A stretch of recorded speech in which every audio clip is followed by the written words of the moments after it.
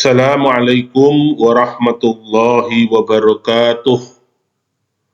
Hamdan wa syukran lillah, salatan wa salaman ala rasulillah, wa ala alihi wa ashabihi wa ummatihi ila yaumil qiyamah.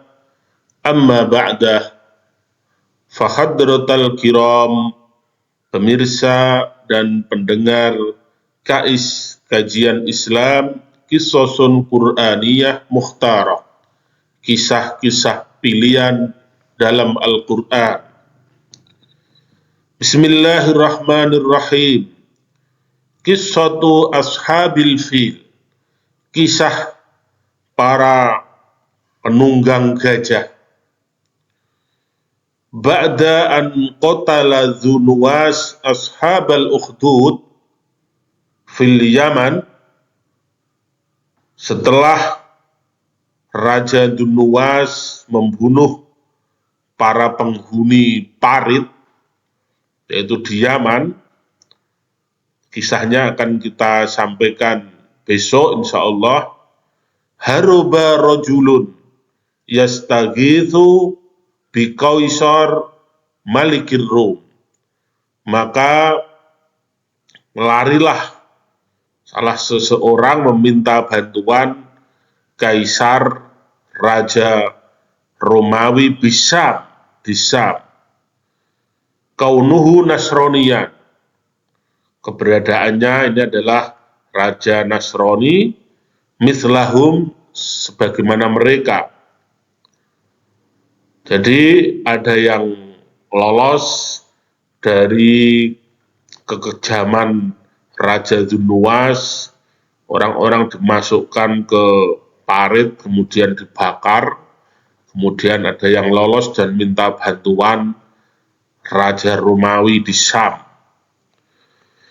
Wa yaktubu risalatan ilan Najasyi, kemudian Raja Romawi ini menulis sebuah risalah kepada Raja Najasyi, yusa'iduhu, untuk menolong orang tersebut, yaitu untuk membebaskan orang-orang dari cengkeraman Dzunwas. Kaunuhu aqrabu minhu ilal Yaman, karena keberadaan Najasyi ini lebih dekat ya dari orang tersebut, yaitu daripada ke Yaman. Fa'arsala ma'ahu jaisan ma'a qaidaini, maka kemudian Raja Najasyi ini mengirim tentara yang dipimpin oleh dua panglima perang.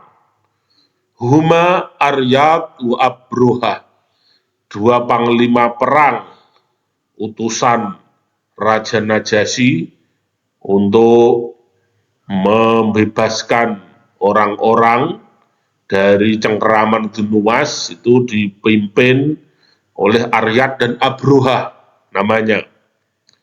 Faqatalu Dzunwas, akhirnya berhasillah pasukan ini di bawah kepemimpinan mereka berdua membunuh Raja Dzunwas. Kemudian ketika Raja Dzunwas ini meninggal, otomatis kerajaannya ini kosong. Tahtanya ini kemudian tidak ada penggantinya. Sumakhtalafu fiman ya'khudu al-hukma hunaka. Orang-orang berbeda pandangan siapa yang akan mengambil kendali hukum di sana. Kemudian karena yang memenangkan perang adalah dua panglima tersebut, maka dua panglima itu, yaitu Aryad dan Abruhah ini, kemudian masing-masing ingin menjadi penguasa. Akhirnya apa? Fataqotalu, maka mereka dua panglima ini akhirnya berperang sendiri. Jadi pasukan ini akhirnya pecah. Pasukan Abruhah melawan pasukan Aryad. Fasyukka wajhu Abruhah, dalam peperangan itu atau perebutan itu, maka wajahnya Abroha ini dilukai, ya, robek. Abroha wasafatahu, dua bibirnya juga dilukai, robek. Abroha kemudian marah besar, summa kutila Aryat, yang kemudian menyerang dengan seluruh kekuatannya sehingga terbunuhlah Aryat. Jadi dua panglima ini, dua utusan ini akhirnya malah berperang sendiri, memperebutkan daerah yang ditaklukkan. Wastaqalla al-hukmu li Abroha. Akhirnya bisa kendali hukum jatuh di tangan Abroha, sepenuhnya berada di tangan Abroha. Mendengar kejadian ini, ya, siapa tadi yang mengirim pasukan ini, yaitu Raja Najasyi. Ya, Raja Najasyi ini dimintai bantuan dari Raja Kaisar Romawi. Faghadiba an-Najasyiyu ala ma fa'ala Abroha. Maka murka besar sang Raja Najasyi atas apa yang dilakukan Abroha. Bagaimana dua utusan yang dipercaya ternyata malah saling berkonflik sendiri, berebutan sendiri sampai satu panglimanya meninggal dunia. Fahalafa an yato'a nasyatahu. Dalam marah besarnya itu Abroha sampai bersumpah ia akan menginjak-injak ubun-ubunnya atau kepalanya Abroha. Abroha tidak ditangkap karena dia dianggap membelot tanpa izin, menguasai daerah taklukan. Akhirnya Abroha takut, ya, Abroha ini takut pada Raja Najasyi. Fa'arsala Abroha risalatan yastarqiku biha an-Najasyi. Maka ia pun segera menulis surat yang di sana ia ingin melunakkan hati Najasyi. Dia mengirim surat yang sifatnya adalah memperlunak hati Najasyi. Jadi merayu, dia minta maaf dan sebagainya. Bahkan wajaza nasyatahu, dia memotong atau mencukur rambut jambulnya ini, ya, rambut kepalanya. Wa arsalaha lin Najasyi, dan mengirimkannya ke Najasyi beserta surat permohonan maaf. Liyato'aha, dan inilah rambut kepala saya untuk diinjak-injak oleh Raja Najasyi li ajli yaminihi, agar Raja Najasyi ini bisa melakukan apa yang menjadi sumpahnya. Dan ia pun siap kalau suatu ketika nanti datang, karena belum bisa datang, sedang menangani keadaan agar kondusif, agar aman, maka Abroha ini menulis surat melunakkan hati Raja Najasyi. Dan ia juga berjanji, Abroha ini, wa wa'adahu an yabniha lahu kanisatan azimatan fil Yaman. Ia juga berjanji akan membangun sebuah gereja yang besar di Yaman ini. Fabanaha wasammaha al-Qulais. Maka betul, akhirnya Abroha ini membangun gereja besar dan disebut namanya Al-Qulais, katedral, ya, katedral yang agung. Akhirnya dia dimaafkan oleh Najasyi. Nah, ketika Abroha ini membangun kanisah atau katedral yang agung dan megah ini, ia punya pikiran bahwa wa fakkara an yasrifal Arab an hajjil Ka'bah hatta yusbika al-hajju ilaiha. Ia ingin orang-orang Arab yang haji di Ka'bah itu, yang mengadakan ritual di Ka'bah, meskipun di zaman jahiliyah itu orang-orang Arab sudah mengadakan ritual di Ka'bah, sisa-sisa ajaran dari Nabi Ismail alaihissalam, meskipun sudah bercampur aduk dengan hal-hal yang bersifat jahiliyah.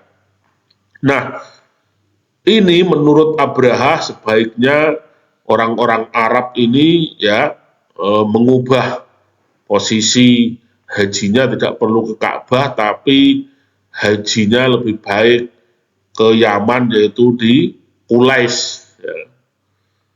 Begitu mendengar ide gila dari Abraha ini, orang-orang Arab tentu juga tidak mau, ya, mereka juga marah, sehingga faja'a rajulun min Makkah, itu ada faja'a mestinya ya, faja'a rajulun min Makkah wa tabawwala fiha.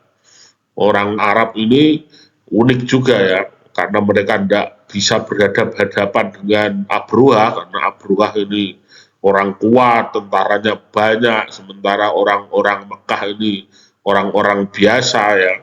Maka ada seseorang ya datang ke Qulais ini, kemudian apa? Tabawwala fiha, ya kencing di dalam katedral itu ya kencingi itu katedral, ya kotori dengan kotorannya ya. Begitu tahu faghadiba Abraha wa tawa'ada an yahdimaha. Begitu tahu dan kemudian diselidiki, ternyata ini adalah kelakuan orang-orang Arab, karena mereka tidak terima Ka'bahnya dihina, Ka'bahnya direndahkan, Ka'bahnya ingin diganti Qulais, maka Abraha pun marah dan mengancam akan menghancurkan Ka'bah. Fasaro bijaisin azimin wa ma'ahu filun ismuhu Mamut, ya. Maka bergeraklah kemudian Abraha dengan tentara yang besar, ya, disertai gajah. Ada beberapa gajah, di antara gajah itu adalah gajah Mamut. Ya, gajah Mamut tentunya adalah gajah purba, tapi bukan berarti ini artinya gajah purba, karena gajah purba sudah punah, tapi saking besarnya gajah itu, maka dia seakan-akan adalah keturunan gajah Mamut. Ya. Kemudian wahawala ba'dul Arab kita lahu fit thariq. Tentu orang-orang Arab juga merasa mempunyai Ka'bah, mereka berupaya untuk menahan ya, dan juga melakukan serangan-serangan kecil yang sporadis, yang gerilya di sepanjang perjalanan menuju Mekah. Jadi mereka diserang juga, tetapi apa daya, mereka hanya sedikit, bukan orang-orang terlatih, bukan prajurit. Fahazamahum, maka tentu Abraha bisa mencerai-beraikan mereka. Summa wasala ila qaribin min Makkah. Kemudian sampailah Abraha ini ke tempat yang dekat dari Makkah. Wa wajada ibilan li Abdul Muttalib fa akhadaha. Di sana ia menemukan ada kawanan ekor unta, maka dirampasnya. Ya, ternyata unta-unta ini adalah milik Abdul Muttalib, sesepuh di Makkah, ya, yang mempunyai kewenangan memelihara sebagai marbot, kalau istilahnya ya, marbotnya Ka'bah. Kemudian fawasola Mekah, sampailah Abraha ke Mekah. Waja'a ilaihi Abdul Muttalib hatta yatluba minhu an yu'idal ibil. Maka ia pun didatangi oleh Abdul Muttalib. Dan Abdul Muttalib ini anehnya, begitu ia datang di depan Abraha, maka yang ia minta pertama kali, ya, yang ia inginkan, yang paling utama adalah Abraha, kembalikan unta-unta saya, unta-unta itu milikku, ya. Kau tidak boleh merampasnya begitu saja. Wa kana Abdul Muttalib du haibatan fahtarumahu Abruha. Dan Abdul Muthalib ini memang seorang kakek yang punya wibawa yang besar dan Abruhah pun memuliakannya. Tapi yang mengherankan bagi Abruhah adalah sehingga Abruhah ini juga terbersit tidak tidak respect kepada orang tua ini. Bagaimana ia datang di saat yang genting ini, Ka'bahnya hendak dihancurkan, datang-datang menghadap hanya untuk tujuan yang remeh-temeh, yaitu ingin ibil, unta-untanya, ternaknya dikembalikan.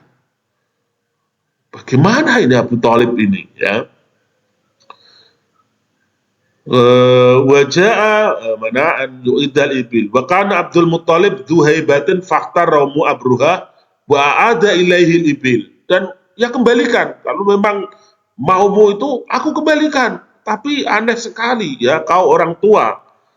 Wa fiha qala Abdul Muttalib, di saat Abruhah kemudian mencibir orang tua ini, mestinya aku menghormatimu, kamu punya wibawa yang besar, tapi ternyata keinginanmu hanya remeh sekali, ingin aku kembalikan binatang ternakmu. Bagaimana dengan Ka'bah yang hendak aku hancurkan itu? Kau tidak perhatian sama sekali. Ketika itulah Abruhah menjawab dengan suatu kalimat yang luar biasa. Ammal ibil fa'ana rabbuha. Ketahuilah wahai Raja Abruhah, unta-unta ini akulah pemiliknya, aku berkuasa atasnya.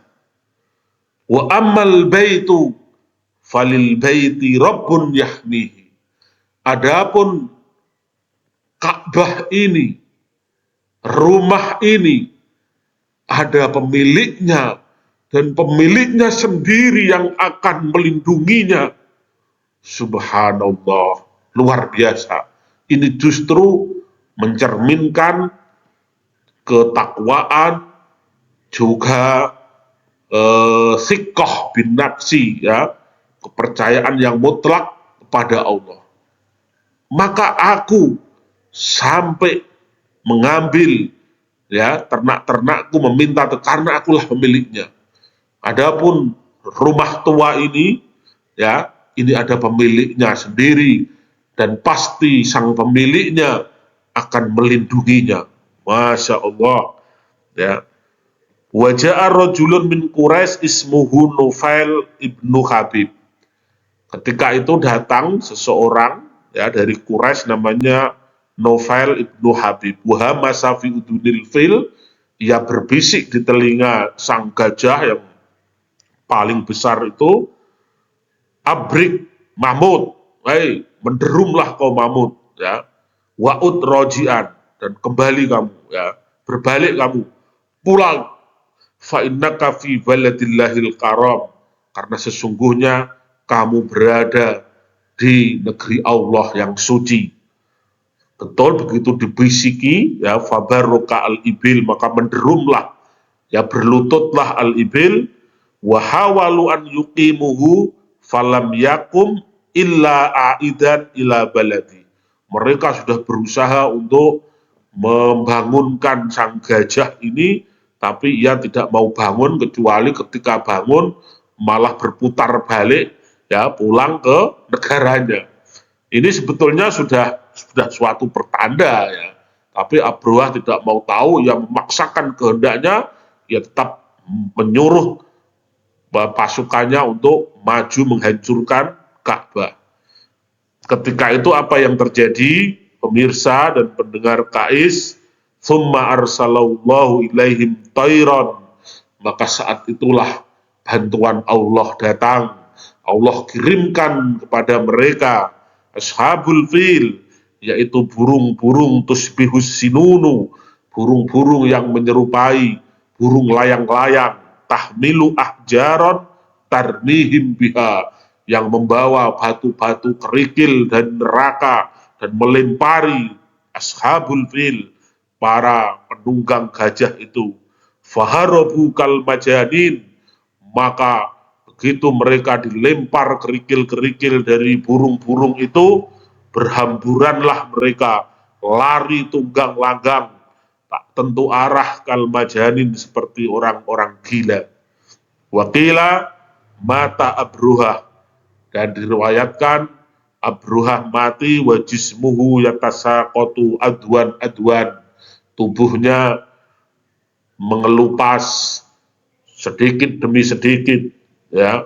Wa ba'da hadhil hadisah, dan setelah peristiwa besar ini, bi khamsina yauman, selang kira-kira 50 atau 55 hari dalam satu riwayat, wulidan nabiyyu sallallahu alaihi wasallam, dilahirkanlah Kanjeng Nabi Muhammad sallallahu alaihi wasallam. Jadi kisah Ashabul Fil ini adalah melatar belakangi lahirnya Nabi, sehingga disebut dengan Amul Fil, yaitu tahun gajah. Dan itu dijelaskan di dalam surat Al-Fil. Demikianlah, wallahu a'lam bishawab. Wassalamualaikum warahmatullahi wabarakatuh.